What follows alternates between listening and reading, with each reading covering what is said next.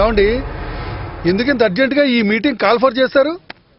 కుప్పలుగా చెరువు నిండిన కప్పలు 10,000 చేరు సుమతి. అంటే వర్షాలు బాగా పడి చెరువులు నిండితే కప్పలు చేరుతాయి. కరెక్టే సార్. ఎలక్షన్లు దగ్గర పడుతుంటే అధిష్టానానికి గుర్తొచ్చేదేంది? ప్రజలు. అవును. వాళ్ళని ఎలా మోసం చేసి మళ్ళీ అధికారంలోకి రావాలన్నదే ఈ మీటింగ్. పదండి. ఓహో. మినిస్టర్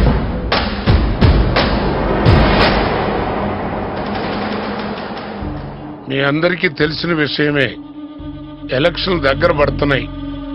ఇంతవరకు మన ఎజెండా ఏమిటో, మేనిఫెస్టో ఏంటో నిర్ణయించలేదు. దానికోసమే మీ అందరినీ ఇక్కడ సమావేశపరిచాను. మేనిఫెస్టో గురించి మనం భయపడాల్సింది ఏమీ లేదు సార్. 10 సంవత్సరాల క్రితం ఎలక్షన్ లో ఒక మేనిఫెస్టోతో మనం ప్రజల్లోకి వెళ్ళాం.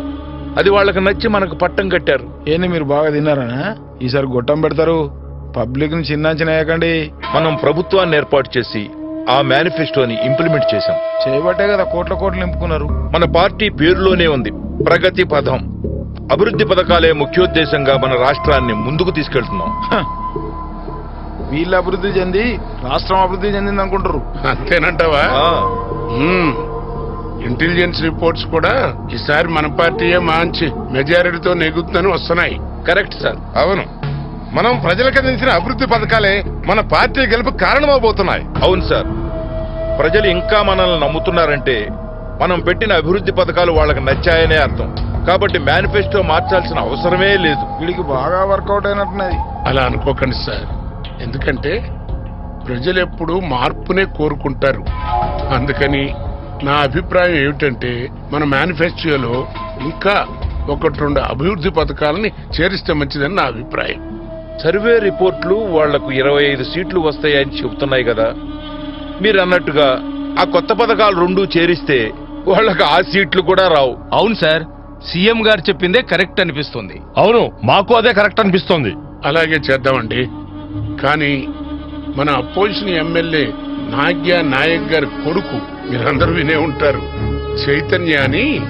అతనిప్పుడు యూత్ లీడర్ అయ్యాడు. కొత్త శ్లోకంతో ప్రజల్లోకి వెళ్తున్నాడు.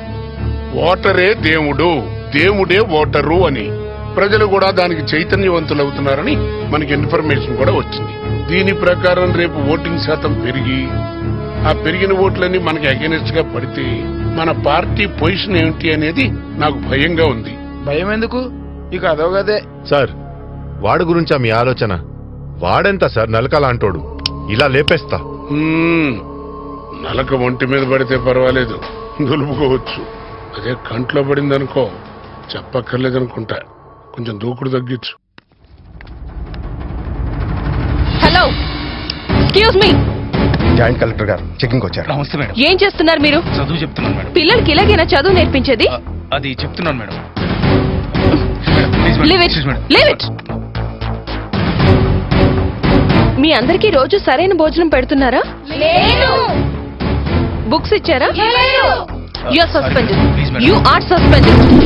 ఎక్స్ప్లెనేషన్ ఇవ్వాల్సిన అవసరం నాకు లేదు సార్. అయితే సస్పెన్షన్ ఆర్డర్ వెనక్కి తీసుకో. కుదరదు సార్. తప్పు చేశాడు కాబట్టి సస్పెండ్ చేశాను. ఏం మాట్లాడుతున్నావో? సస్పెండ్ చేసే ముందు వాళ్ళ బ్యాక్గ్రౌండ్ ఏంటో తెలుసుకోవా? బ్యాక్గ్రౌండ్ చరిత్ర తెలుసుకోవడానికి వాడేమన్నా మహాపురుషుడా? ఆఫ్టర్ ఆల్ ఒక ఫ్రాడ్. ఆడపిల్లవని చూస్తా ఉండా, లేకపోతేనా? Miss Sandhya, control your self. Sorry sir. నేను చేసిన మంచి పనికి అభినందిస్తారనుకున్నాను కానీ ఇలాంటి పనికి మాలిన ఈడియట్స్ ముందు అవమానిస్తారనుకోలేదు.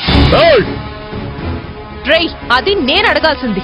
నీ పదవి ప్రజల మీద ఆధారపడే 5 years టెంపరరీ పోస్ట్, కానీ నా మీద ఆధారపడేది 35 years పర్మనెంట్ పోస్ట్. ఏందో అలా చూస్తూ కూర్చుంటావో? దీన్ని ఇలా వదిలేస్తే కూర్చోడానికి నీకు సీటు, నిలబడడానికి నాకు స్థలము ఉండదు. దీన్ని అంత చూస్తాను. వేంట్రాతి Veera Venkata Sandhyarani IAS. Mind your language.